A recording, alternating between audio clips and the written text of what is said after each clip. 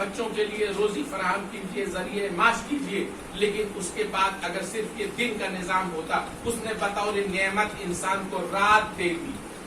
دے دی کہ جب تھکا ہوا انسان آ کے سوتا ہے تو قدرت اب اس کو نیند کا اینستھیسیا دے کر کے اس کے جسم کی مرمت شروع کرتی ہے، وہ سیلز جو خراب ہو گئے ہیں ان کو نکال کے ختم کر دینا، ان کے جگہ کے اوپر نیا سیل بنانا۔ تو اگر حضور والا یہ انسان کے زندگی سے رات نکال لی جائے تو یہ زندگی چند سالوں میں سمٹ کے ختم ہو جائے گی۔ اس زندگی کے تسلسل کو برقرار رکھنے کے لیے اس نے دن و رات کا نظام دیا، اس نے رات دی تو اس نے زندگی دی، زندگی کے بعد جوانی دی، جوانی کے بعد دن دیا کام کرنے کے لیے، دن کے بعد اس نے رات دی، رات کے بعد اس نے نیند عطا کی کہ تاکہ تمہارے جسم کو صبح اٹھنے کے لیے پھر سے توانا بنا کر کے کھڑا کرے۔ یہ اس کی نعمتیں ہیں۔ اب اس کے بعد جب انسان تھکا ہوا انسان آ کے سویا، رات ٹوٹ پڑی اپنی تمام تر مسرتوں کو لے کے انسان کے اوپر، انسان سوتا چلا گیا، جب نیند اپنی شباب پہ پہنچی اور جب وہ صبح کا عالم ہے، جب نسیم سحری کے نرم و نازک جھونکے چل رہے ہیں، نیند اپنے شباب پہ ہے، پھر اس کے بعد اللہ نے ایک بار مؤذن کو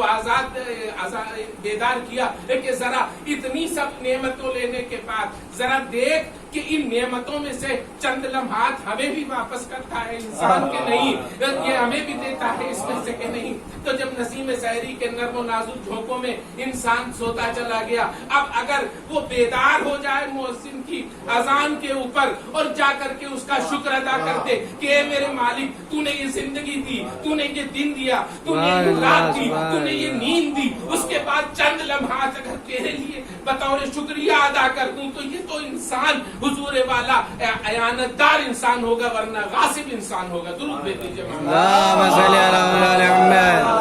محمد۔ تو انسان جب قدرت کا یہ نظام ہے کہ جو نعمت دیتا ہے اسی نعمت میں سے مانگتا ہے، تو اس نے اتنی بڑی نعمت انسان کو دی تو اس کے بعد چند لمحات مانگ لیے اس نعمت کے بعد۔ اب اگر چند لمحات اگر انسان اللہ کے لیے بطور شکریہ اس سر کو سر بلندی عطا کی، اشرف المخلوقات بنایا، اس سر انسان تیرا یہ سر اتنا عظیم ہے، وہ دوسرے مذاہب ہوں گے جو کہیں پتھروں کے سامنے سر جھکا دیا، کسی درخت کے سامنے سر جھکا دیا، ارے یہ تو تجھ سے پست ہے، ان کے سامنے تیرا سر ایسا نہیں ہے کہ جھک جائے۔ کہیں دریاؤں کے سامنے سر جھکا دیا انسان نے، کہیں آگ کے سامنے سر جھکا دیا، کہیں پتھروں کے سامنے سر جھکا دیا۔ اے انسان، تو اپنے سر کی عظمت کو سمجھ کہ یہ سر اتنا عظیم ہے کہ یہ ایسا نہیں ہے، یہ تو سب سے عظیم ہے۔ تو چاہے تو سمندروں کو مسخر کر دے، تو چاہے تو ہواؤں پہ پرواز کر لے، تو چاہے تو تمام مملکت پہ اپنی عقل کے ذریعے اس کو اپنے محکوم کر لے۔ اے انسان، میں نے تجھے جوہر عقل دیا ہے، یہ جوہر عقل اتنا قوی ہے کہ تو چاہے تو پوری کائنات کو اپنے لیے مسخر کر لے۔ اے انسان، اسی ذہن میں میں نے عقل دی ہے، تو اس عقل، اس ذہن کو پہچان، اس سر کی عظمت کو پہچان۔ اس سر کی عظمت کو پہچانتے پہچانتے جب انسان اتنا ہوا تو اب اس عظمت کی قربانی یہ ہے کہ اب اسی سر کو میرے لیے سجدے میں جھکا، اس سر کو، اسی سر کی عظمت، اس کی قربانی یہ ہے، اس کا شکریہ یہ ہے کہ جس سر کو ہم نے اتنی سر بلندی عطا کی ہے، اب اس سر کو میری بارگاہ میں جھکا دو، یہی تمہاری قربانی ہے۔ تو بس ارباب ارزاق، یہ نسل کثیر دی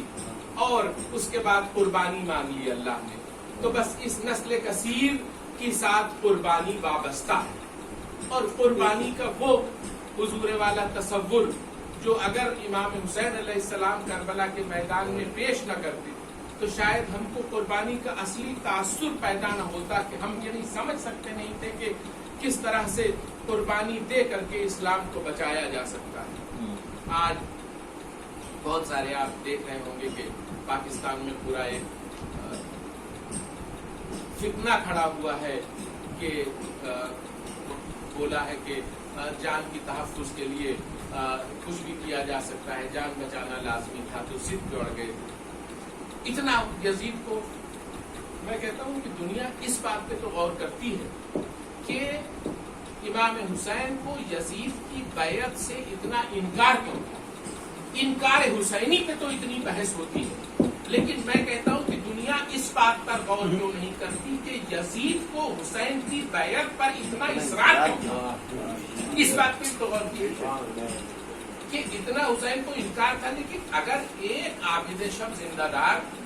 یزید کی حکومت اتنی بڑی حکومت ہے، اگر اس میں ایک چند خانوادے کے چند لوگ اگر بیعت نہ کریں یزید کی،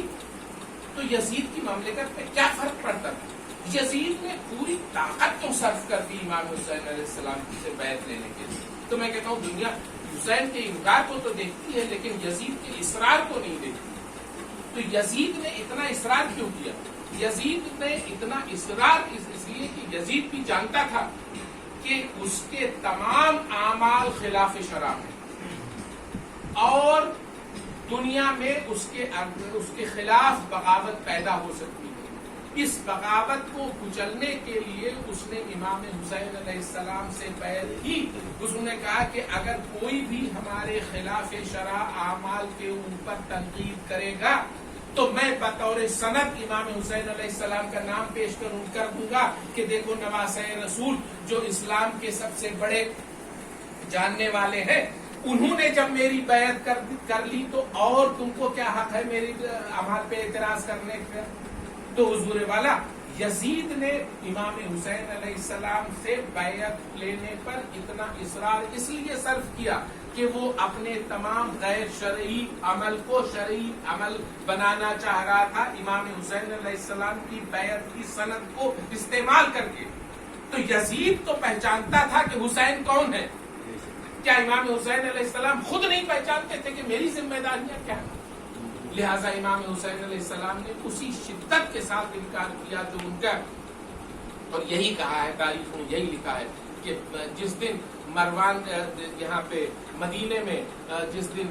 بحث ہوئی ولید کے دربار میں جب پہلی بار مطالبہ ہوا ہے بیعت کا، تو یہی کہا گیا ہے کہ حسین تو یزید کی بیعت نہیں کریں گے. اور امام حسین علیہ السلام نے بھی جو جملہ کہا ہے وہ تاریخ میں آج بھی درج ہے کہ مجھ جیسا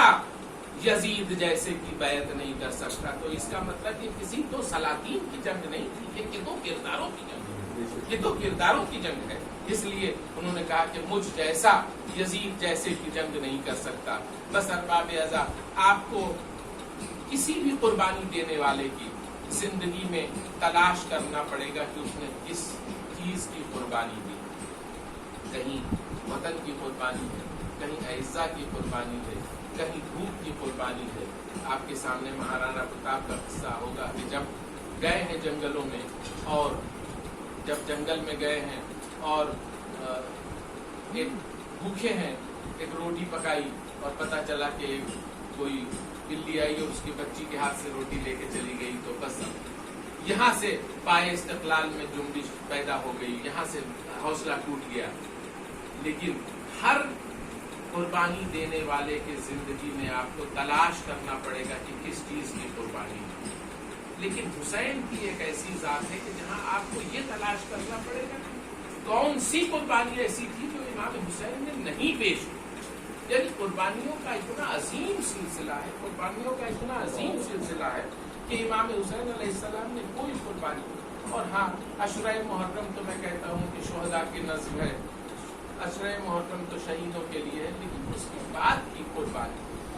اس کے بعد کی قربانی. اور یہی تو کہا تھا کہ جناب سید سجاد سے جب وقت رخصت امام حسین علیہ السلام آئے ہیں تو جب کہا ہے کہ بابا میرے پیسہ اٹھا دیے، تو کہا امام حسین علیہ السلام نے کہا ہے کہ بیٹا دو جہاد ہے، ایک جہاد اکبر ہے اور جہاد اصغر ہے. بیٹا یہ جنگ لڑنا، یہ سیف سے، یہ تلوار سے جنگ کرنا، یہ جہاد اصغر ہے. اے سید سجاد، تمہارے سر پر میں جہاد اکبر کر رہا ہوں. اور جہاد اکبر کا مطلب کیا ہے کہ ماں بہنوں کے ساتھ، پھوپھیوں کے ساتھ اس طرح سے بازار کوفہ و شام میں جانا اور یزید کے دربار میں جانا، یہ سب سے بڑا جہاد اکبر ہے. ارباب اعزاء، آپ کو معلوم ہے کہ 10 محرم کو امام حسین علیہ السلام کی شہادت کے بعد 11 محرم کو جب یہ قافلہ جانے لگا اور جب قیام چل چکے ہیں،